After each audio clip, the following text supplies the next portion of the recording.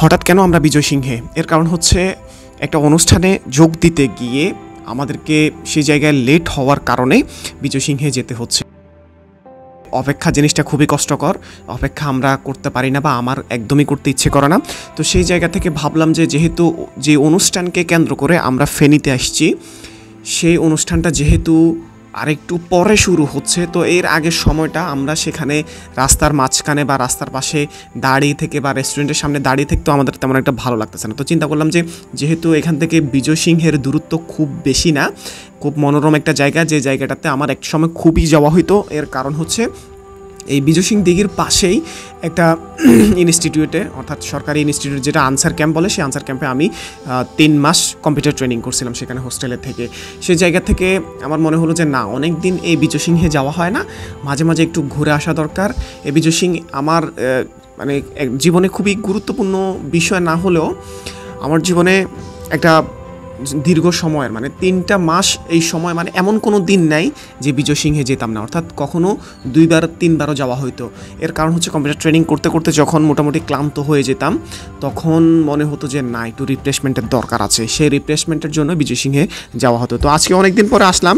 আসলে এই যে দেখেন ছোট ছোট বাচ্চা, এদেরকে দেখে ভালোই লাগতেছে, ওরাও আসছে দেখতে বাবা মার সাথে। ফেনীতে আসলে ঘোরার মতো তেমন খুব একটা জায়গা নাই। শহরের মানুষগুলো আসলে তাদের ক্লান্তি, অবসাদ, একটু নিরিবিলি, এই বিষয়গুলোর জন্য এই বিজয় সিংহে আসে। খুব বেশি যে দেখার কিছু আছে তাও না।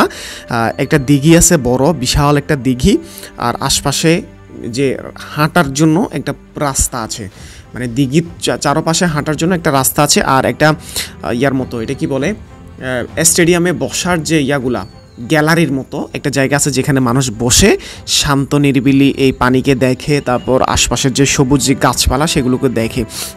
আমরাও ভাবলাম যে না, এখান থেকে একটু ঘুরে যাই, যেহেতু লোকজন আসতে বা অনুষ্ঠান একটু দেরিতে শুরু হবে, সে কারণেই আমাদের এখানে চলে আসা। এখান থেকে মোটামুটি একটা রিফ্রেশমেন্ট হয়ে সময় মতোই আমরা গিয়ে পৌঁছেছি। তবে একটা দুঃখের বিষয় হচ্ছে কি, একটা বিষয়ে খেয়াল করলাম যে যাদের অনুষ্ঠানে যার দাওয়াতে আমাদেরকে সেখানে উপস্থিত হতে হচ্ছে, আমরা যখন রেস্টুরেন্টের নিচে গিয়ে ফোন দিচ্ছি, সে ফোন কিন্তু ধরতে পারতেছে না। মানে তালতো ভাইয়ের কথা বলতেছি, সে ফোন ধরতেছে না। তো বিষয়টা আমাদের কাছে কিছুটা অকওয়ার্ড লাগলো। কিরে, দাওয়াত দিল, আবার ফোন দিয়ে খোঁজ নিবে তাও না, আমি ফোন দিলাম, তারপর আবার ফোন রিসিভ করতেছে না। এই বিষয়টা কিছুটা আমার কাছে কষ্টকর লাগছে বা খারাপ লাগছে বিষয়টা। মানে মনে হচ্ছিল যে চলে আসি, যেখানে ফোন দিলে ফোন রিসিভ করা যায় না, একটা মিনিট কথা বলতে কষ্ট হচ্ছে, সেই জায়গায় সে অনুষ্ঠানে যাওয়ার দাওয়াতটা নিছি, ঠিক আছে, গিয়েছিও তাও ঠিক আছে, কিন্তু কথা হচ্ছে যদি আপনার একটা ফোন রিসিভ করতে কষ্ট হয়, তাহলে সেখানে আমি মনে করি যে না যাওয়াই বেটার। এমন কিছু জায়গা থাকে, এমন কিছু পরিবারের লোকজন থাকে যাদের অনুষ্ঠানে আপনি না গেলেই মনে হয় বেটার হবে। আপনি যখন একটা ফোন দিবেন, সে ফোনটা যখন রিসিভ হবে না, তাহলে বিষয়টা কষ্ট করে দাওয়াতে যাচ্ছেন, আপনি তাদের অনুষ্ঠানে থাকতেছেন, যদি সে মূল্যায়নটা না পান, তাহলে ওই ধরনের দাওয়াত আমি মনে করি অ্যাকসেপ্ট না করাই উচিত।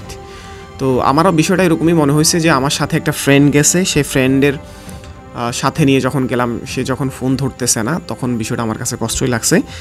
তারপরও যাই হোক, হয়তো কিছুটা ভুল বুঝাবুঝি বলতে আমার বিষয়টা হচ্ছে কি, হয়তো আমারও এরকম মনে হতে পারে, হয়তো বা তার ব্যস্ততাও থাকতে পারে। তো ব্যস্ততা থাকলেও ফোন তো রিসিভ করা যাবে, কারণ মেহমান দাওয়াত দিয়ে যদি ফোনটা রিসিভ না করা যায়, তাহলে এটা বড়ই একটা কষ্টের বিষয় হয়ে দাঁড়ায়।